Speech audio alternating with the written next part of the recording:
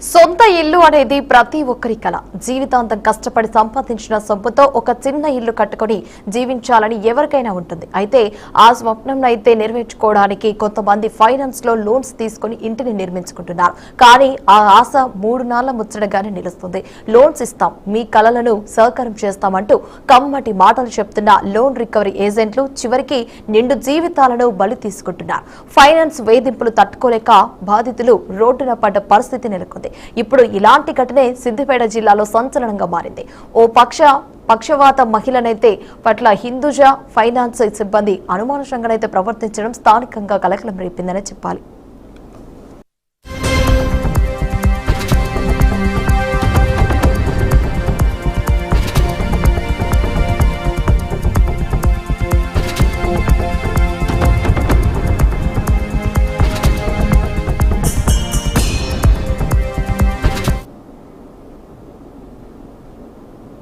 మాచాపూర్ గ్రామంలో రజియా అనే మహిళ ఇంటికి హిందూజా ఫైనాన్స్ సిబ్బంది తాళం వేసి సీజ్ చేశారు.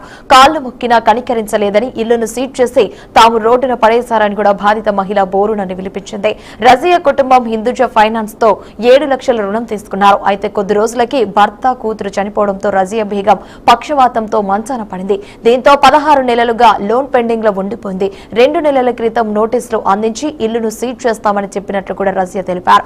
సమయం అడిగేందుకు హిందూజా ఫైనాన్స్ ఆఫీసు చుట్టూ తిరిగినా ఎవరు పట్టించుకోలేదని బాధితురాలు తెలిపారు. సడన్ గా వచ్చి ఇంట్లో నుంచి వెళ్లగొట్టి ఇల్లుకు తాళం వేశారని విలిపించారు.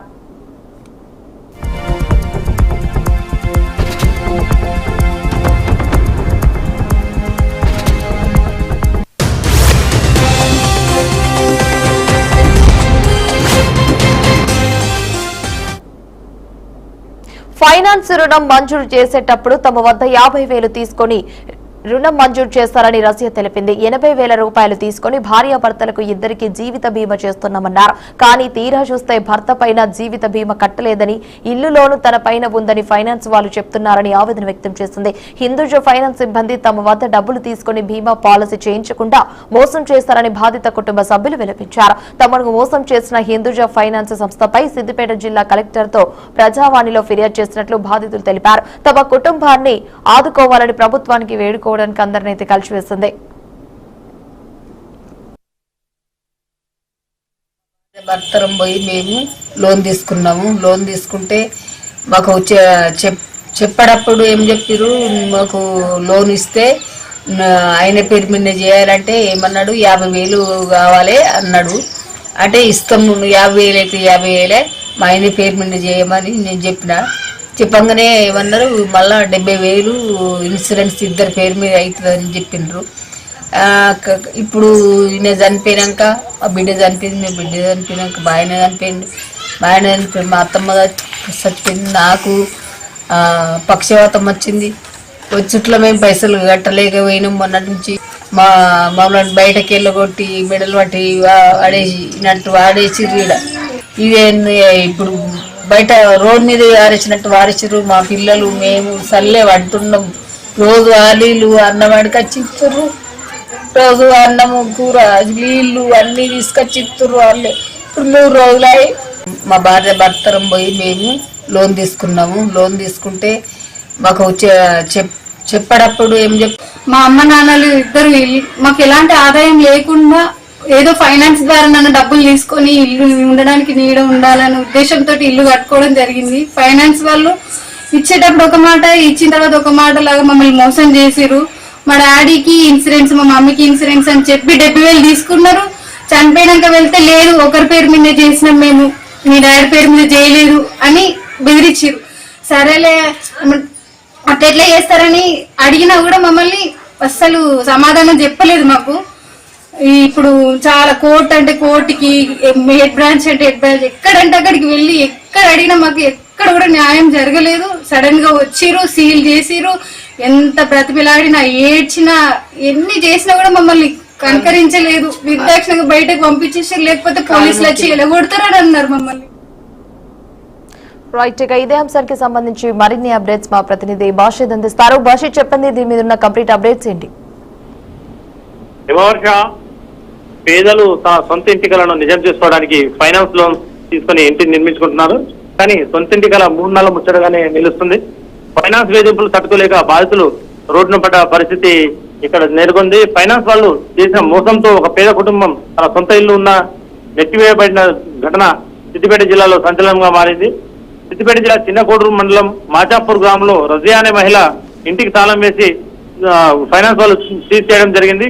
వాళ్ళు కాలు మొక్కినాన్ని కనికరించలేదని మా ఇంటిని సీజ్ చేసి మమ్మల్ని రోడ్డున పడేశారని చెప్పి ఆ మహిళ బోర విలపించింది.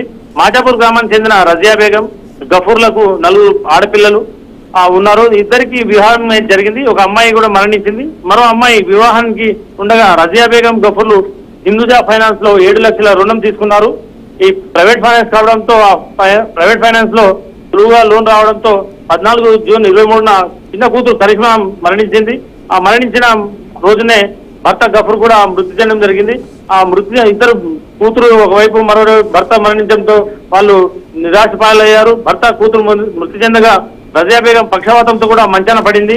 6 నెలలుగా ఆ లోన్ పెండింగ్ ఉండిపోయింది. 2 నెలల క్రితం నోటీసులు అందించిన ఈ ప్రైవేట్ ఫైనాన్స్ వాళ్ళు మీ ఇల్లును సీజ్ చేస్తామని చెప్పి కూడా చెప్పడం జరిగింది. రజియా అని మాట్లాడడం జరిగింది. హిందూజా ఫైనాన్స్ ఆఫీస్ చుట్టూ తిరిగినా ఎలాంటి వారు పట్టించుకోలేదు. వారు మాకు ఎలాంటి నోటీసు కూడా అందించలేదు అని చెప్పి కూడా వాళ్ళు తెలపడం జరిగింది. శనివారం ఇంట్లో ఉండి వెళ్ళగొట్టి ఇంటికి తాళం వేయడం జరిగిందన్నారు. కాళ్ళు మొక్కినా కనికరించలేదని భర్త కూతురు మరణంతో నిరాశులైన కుటుంబాన్ని పోషించలేక ఇబ్బందులు పడ్డానన్నారు. ఫైనాన్స్ రుణం మంజూరు చేసినప్పుడు కూడా వాళ్ళు 50,000 లంచం ఇస్తేనే ఆ రుణం మాకు ఇచ్చారని చెప్పి ఫైనాన్స్ వాళ్ళు రుణం మంజూరు చేశారని చెప్పి చెప్పడం జరిగింది. దాంతో పాటుగా ఇందులో ఒక ట్విస్ట్ ఉంది.